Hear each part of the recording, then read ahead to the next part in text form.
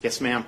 Governor, we wanted to ask you about a story that's been of interest to a lot of our viewers, these migrant flights to the Jacksonville area. Your spokesperson told us your office is aware of 78 such flights in recent months. She says state law enforcement has briefed the office about this. Which law enforcement agency is that? And can you provide specifics about these flights, when they landed, who was on board, how many? So here's what happens with these flights. There's no notification to the state of Florida. These are done mostly in the middle of the night, and it's clandestine, and we really have no say into it. So what we're going to do, so I don't know on the top of my head everything, but we could provide. I know when we initially got wind of this, it wasn't through normal channels. It's people in the federal government who are effectively leaking this to us so that we have a heads up on it. I've talked with Mayor Curry. I've talked with my folks. We need to talk to the airport people.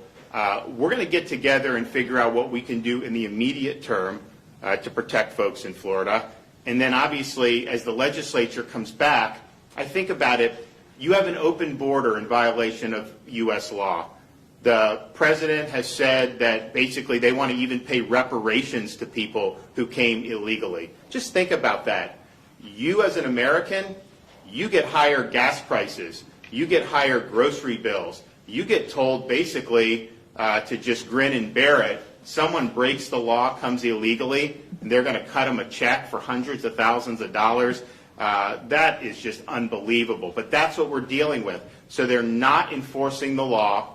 I had people there to help Texas, Governor Abbott. We had some of our state law enforcement there in June and July, and they did a great job. But what would happen is people would come illegally, our folks would apprehend, you turn them over to the feds, and then the feds put them on a bus and send them around, or put them on flights and send them all over the country.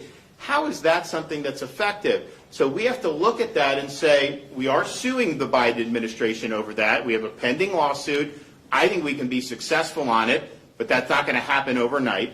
Then we have to look at, okay, if these contractors are being contracted by the federal government and they're imposing problems on us. We had somebody that was murdered by somebody that was brought in by Biden. We should be able to have consequences for those contractors. And your ability to do business in Florida, I think, should absolutely be curtailed based on whether or not you're bringing problems or not bringing problems. And the fact of the matter is, this border should be secured. We know what to do because it was working prior to Biden taking office. So they should do that. But we are going to work with the folks here in Jacksonville. And the problem is, the federal government has basically the runway when it comes to air traffic in this country. So I don't control the airspace. City of Jacksonville doesn't control the airspace. The feds control the airspace.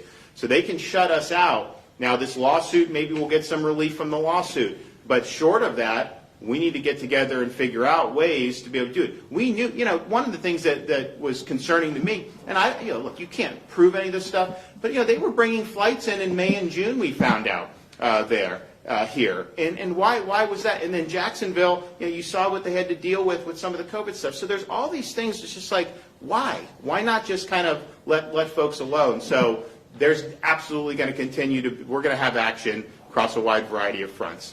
If I may follow up again, which law enforcement agencies are providing this information, and do you have any details about the number of flights, when, the number of people? So in terms of each individual flight, I can tell you, I know that they started in May, and I know that they've continued. Whether they have the ledger of everything, you'd have to talk to my office about that. But our state law enforcement agencies are engaged in this.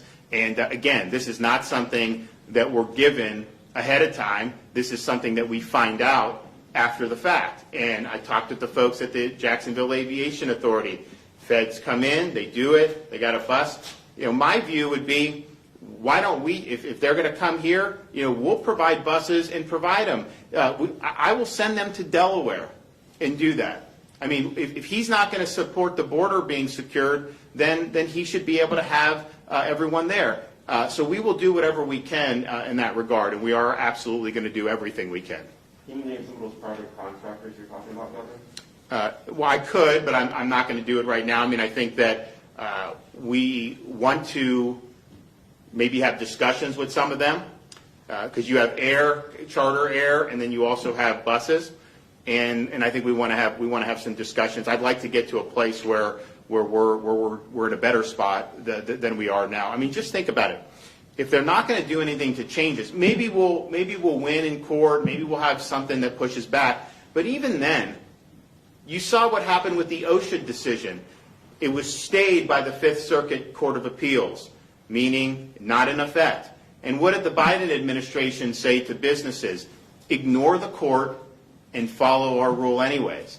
And so I think that they basically said, to hell with these court decisions. They're going to do whatever they feel like doing. And so that's something that's problematic, because we can even win in court and they may disregard that. So we're going to do all we can. But there are definitely, I think, from a contractor perspective, we've really got to have a big conversation with some of those and then see what we can do in terms of this. Unfortunately, over the years, and we've looked at different things to do, unfortunately, over the years, federal courts have basically said illegal immigration is something for the federal government.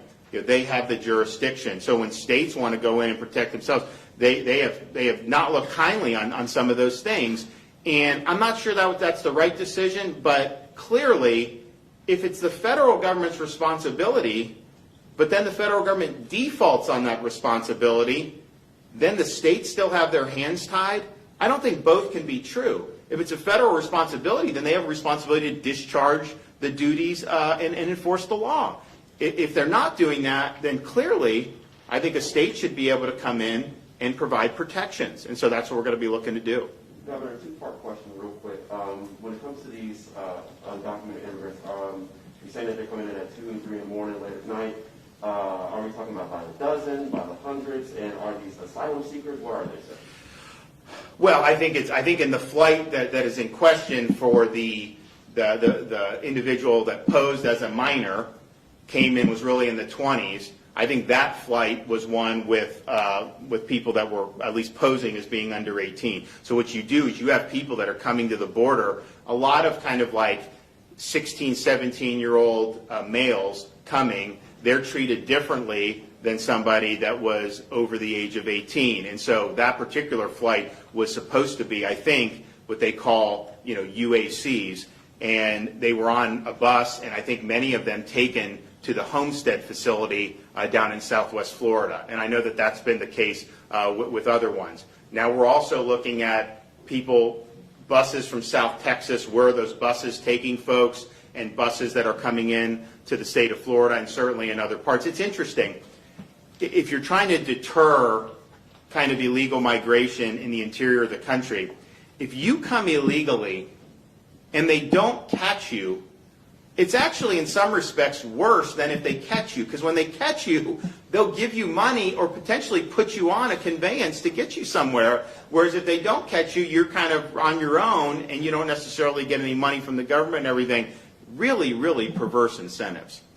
All right, well, we will be back. I am going to be working. I've talked to the mayor, and so just let people know in Northeast Florida, we are going to work together, and we just want to make sure that our communities are protected. Thank you. All right.